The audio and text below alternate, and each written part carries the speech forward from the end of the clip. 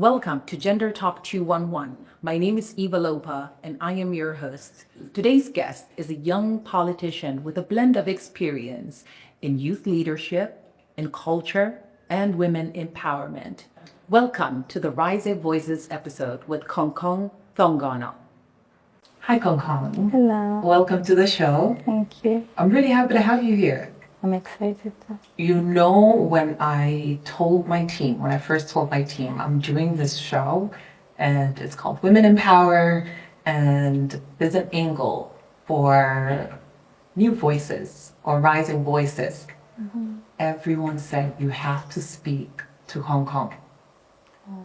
I said, I don't know who this is. They said, no, you have to speak to her.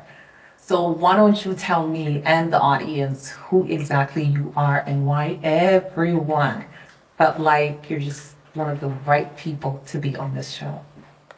First of all, I'm honored. I think why they thought I should be here is because I love women.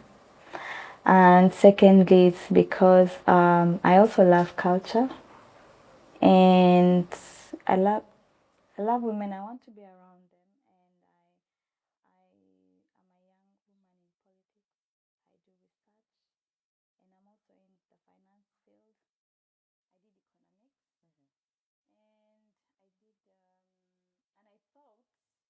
The world is shifting and money is power. Yeah. And I did not want to waste to do any other. Money is power. Yeah, money is It's power. true. So I just wanted to go direct to money and understand the dynamics of money and the economy. So that's where I went to do economics. Then when I finished school, I got involved in youth politics. Yeah. And also, politics is power. So money and politics together will be very powerful. Okay. Yeah. So at first you were after the money and power. Yeah. Now you've been in politics for quite some time now. Yeah. So how do you start that journey? I started with Upper Nile Youth Union, the Greater Upper Nile. And I was the deputy chairperson. That's where I started politics. Okay. Then it went well for 2 years. How did you, is it an elected position? Well, my position, deputy, was appointed. Appointed. But the chairperson was elected. Okay. Yeah, the chairperson, the speaker, and the rapporteur are the only positions that are elected. So from Upper Nile, you are now with the National Youth Union. What's your position? I'm the Deputy Secretary for Information. Now, how do you get to that position? Well, so for National Youth Union, it's bigger than, of course, the Greater Upper Nile. This was, we're under the Ministry of Youth and Sports, and there are elections. We can do elections. Of course, the elected, not all positions are elected. The positions that are elected are more so like for the Upper Nile. The chairperson, the speaker, and the rapporteur are the elected positions. For the youth union? Yeah, for the youth union. And then how you come to be appointed, we have councils. And if you're in the council already, they can appoint you in a position. So I was delegated from where I come from my state. And then that's how I got to be appointed. Okay, so what is your role exactly? My role as a Deputy Secretary for Information is, first of all, of course, to give out information. Yes. I curate National Youth Union and to the Ministry of Youth, and also with the youth ministry. Oh, nice. Any activities that have been done to sort of bridge that gap? Well, actually, through the National Youth Union, we've been engaged. I represented the youth of South Sudan in Ethiopia last year with IGAD, and others have been representing also South Sudan, and this is an opportunity through the National Youth Union. And other activities that we have done, we've carried out as We've also carried out sports.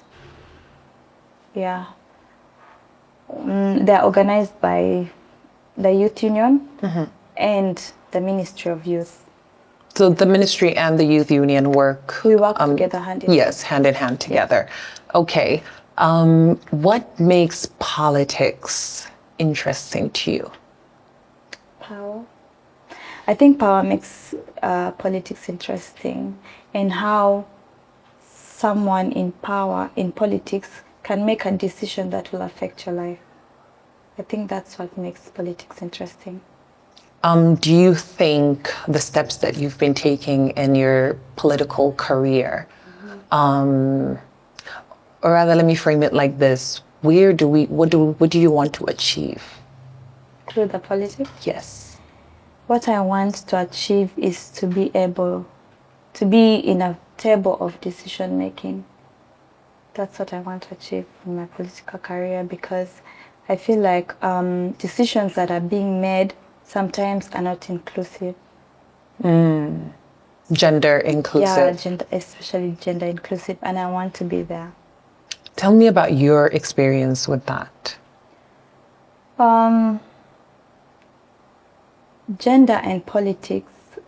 Well, in the political atmosphere, just like in the homes, they feel like there are some roles for women and roles for men, even with politics. So for me, I feel like there are these gender positions. This is for men, this is for women.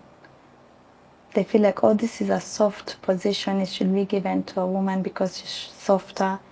And this is a tough decision to make. Only men can do it. But I disagree. Yeah, and also in the political area, women are underlooked sometimes. And yet some of these women, according to their education background, they are higher than the men. So I don't know what they measure women, like I don't know what they're using to measure. Is it education? I don't understand. Yeah, I mean, you're not the only one that, has those thoughts or experiences. I think all women have experienced that, where you could be the most qualified in the room, but somehow your gender becomes a factor. And the reason why you're going to be pushed aside or overlooked, like you said, it's an experience that all women go through. So kudos to you for trying to, figure it out. Thank you. Somehow. Yeah. So your position now you're no longer with the Upper Nile Yes. Youth Union, since now you have your new position when it comes to politics. I know that you've done the training, Political Minds training. Tell me about the training, what the purpose behind it was, and what you also learned from it.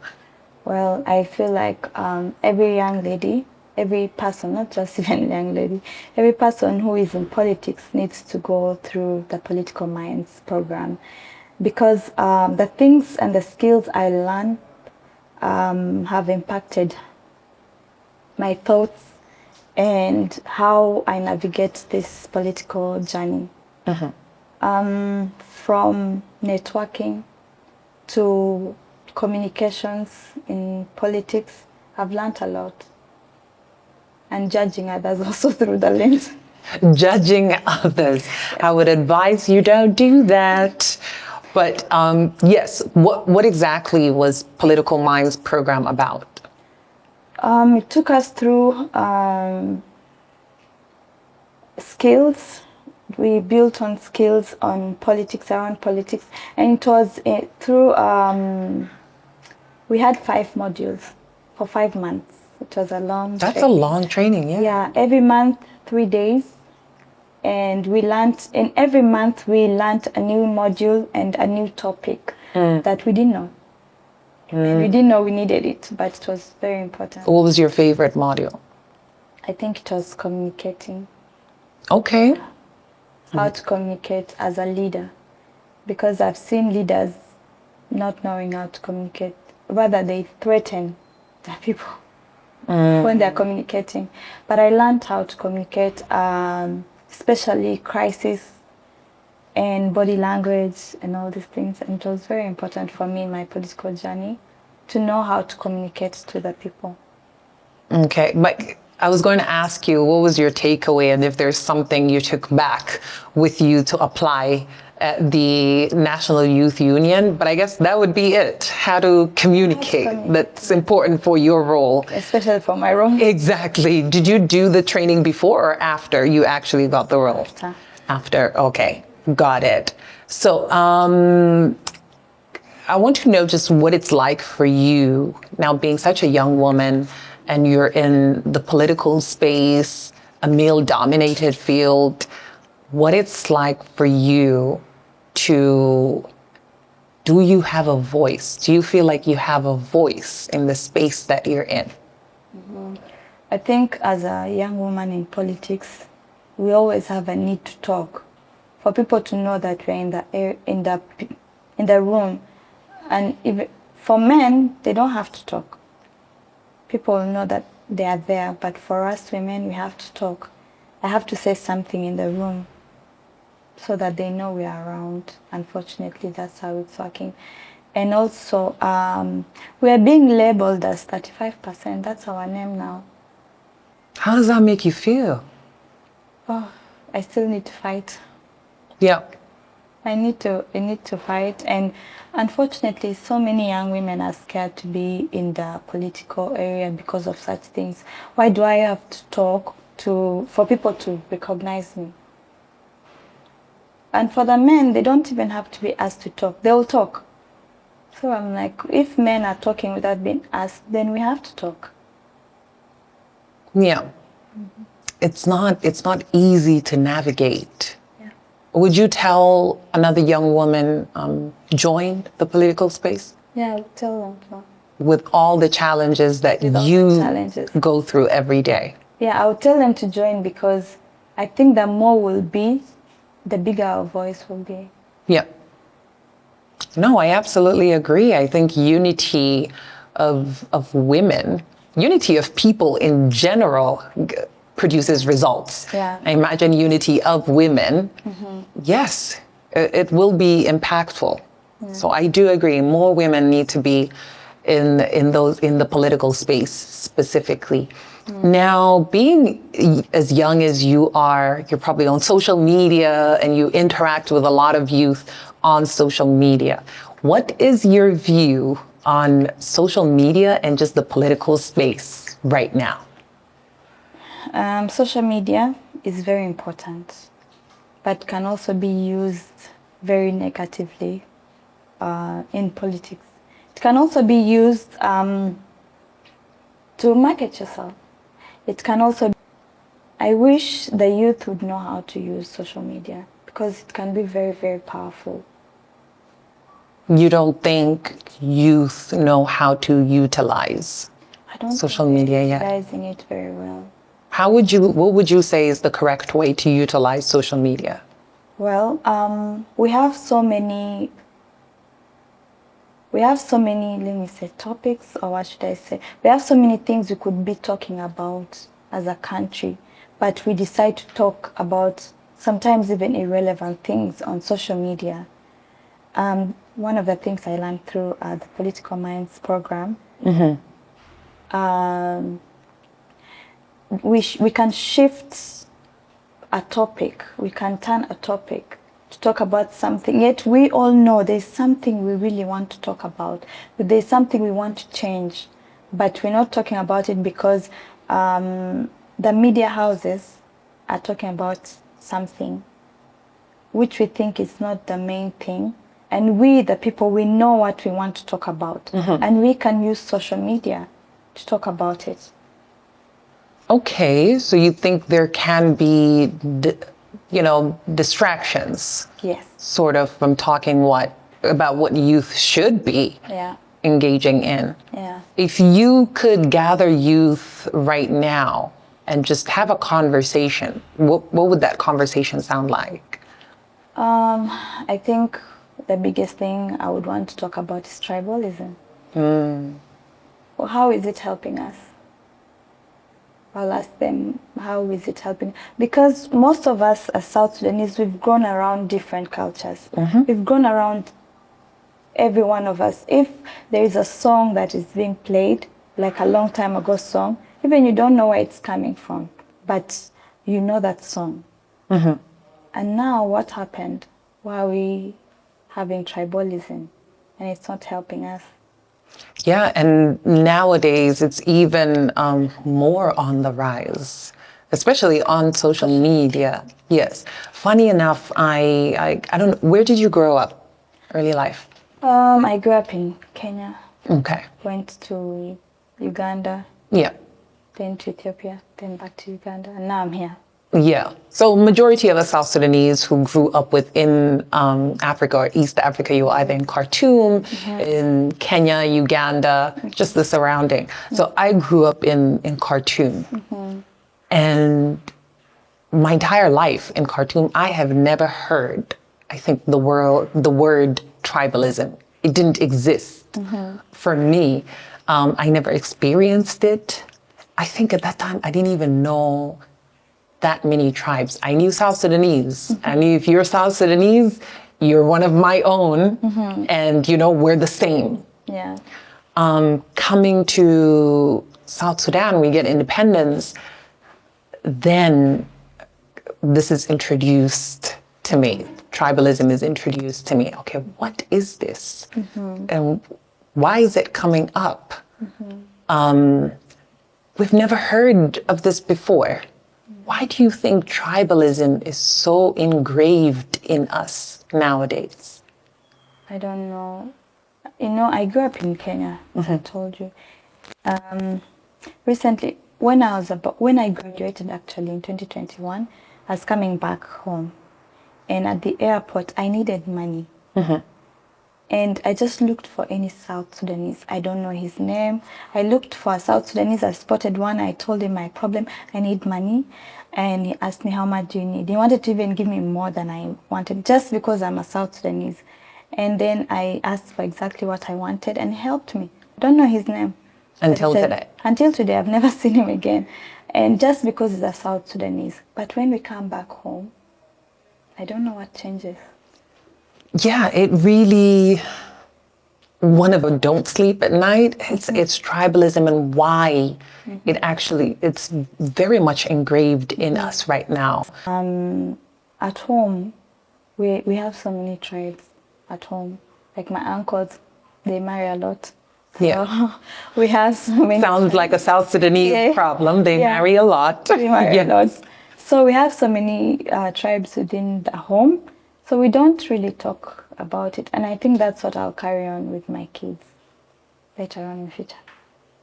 Okay, she says later on in the future because she's kind of young right now. So take your time. Don't worry. We'll give you time. I also know that you're into research. Yeah. And you've had a recent one that happened. Tell me about your research, just career path and what you've done so far. So I'm into research, as you said, and my most recent one is called When Women Sing. It's about women and about culture. How women use culture as a platform for communication. Because most of it, we grew up thinking women don't talk or women can't say what they want because maybe they fear. But I came to realize they actually speak through different things and people understand what they're saying. Through different mediums, cultural mediums. Okay. Like singing, dancing, beads, and hairstyles. So. Wonderful. So is it a research paper? Is it a documentary? What was the final production? It's the final output are songs, pictures, and a report. I have not read the report or seen the final output yet, but I'm looking forward to seeing that. What did you learn throughout that process? What I learned, actually my research paper is not out. It's still in the last bits of editing. Okay. And what I learned is that women have a voice. It's just maybe not loud enough, but they have a voice. And my research happened in Greater Pibor. So I researched on Murle women. I found out they sing a lot. I also found out that they sang a lot of songs during the struggle, women. And yet I grew up thinking women didn't take part. And they sang about people even beyond their land. That means women were well learned. They knew about the struggle. Yeah. They knew they wanted independence too. So they sang about people that were not from their place. And it's also showing that people were one at that time. Yeah, it does. And what, I don't think I've ever interviewed women from Pibor or so on. What is the experience of having those conversations and looking back into their history? Actually, they are very excited about their culture, and they are happy when someone wants to know about it. And then I also learned that it shows changes with time. Yeah. Because they have age sets, so everything is attached to age set. And in history, women have been involved in decision making through Kabarze, because the Kabarze women did something that the authorities or NGOs didn't do. There was chaos within age sets, and the women decided, since we gave birth to these boys, they'll listen to us. They went dancing where the boys were fighting themselves, and whoever didn't want to put their gun down, they would strip. So they're scared to see their mothers naked, so they will give up their guns. So from that time, they have not fought since 2017, they haven't fought in the town. Wow. So the authorities, the government, and the NGOs were like, you've done something we couldn't do. And they built for them their own center. And so when they go to for decision making, they go as women, not as the government, not as NGO. They go as women, and they also make decisions. That is so amazing. Is that in the research as well? Also part of the research. I can't wait to see and read all about it or watch it. I actually can't wait. Now, you seem very interested in culture as well. Yeah. Because I think a lot of your work, when I was just reading through your profile, majority of it has something to do with culture. What is it about culture that is so attractive to you, and how do you think it both positively and negatively impacts women? Let me start positively. Positively, women are familiar with culture. Some women know only culture. They know how to speak to their kids or discipline their kids through culture, and getting married or living with people, living with their neighbors, they know through culture. And how to also voice out their thoughts, they know it through culture. My mother, I grew up in Kenya, as I said, and I actually went to my village for the first time last year. But I know how to speak my language, read and write through my mom. So I feel like women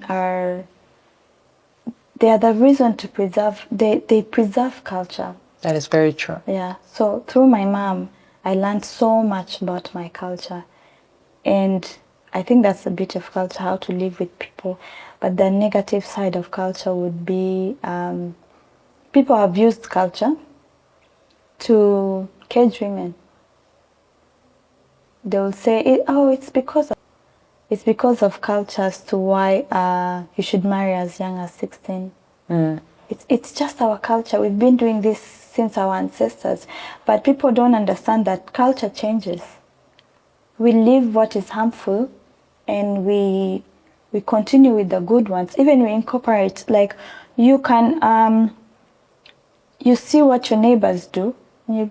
Someone can go to their neighbors long time ago and come back and say, I've seen that our neighbors are doing this and this, let's do this. We have one of our age sets right now, in Bibor. This aid set so that our neighbors, which are the Bor, they are very educated. So they have used their symbols. We want to be as educated as them. So I was like, if we could see what our neighbors are doing, why don't we also remove the bad ones? But they won't listen. Hopefully they will listen soon. Hopefully. What do you think we can do about it? What do you think women can do about it? We need to unite. We need to be one, because what I'm suffering with is the same as what you're suffering with. Yeah. And if I have a woman to report to, for example, sexual harassment, if I know there are women who will back me up, there are women who will protect me, I will not fear to report. But if there is no one I can report to, I'll fear to. Do you think that women at this point right now aren't united? I feel like they're united, but I don't think they know they're united. We are united because if I tell you my problem, but I think we don't know how to reach out to each other maybe. Because in my journey, my political journey and my career, I've met women that I believed, they have made me believe what I want is possible. But I didn't know them before. So I thought it was not possible until I met them. Yeah. And how would you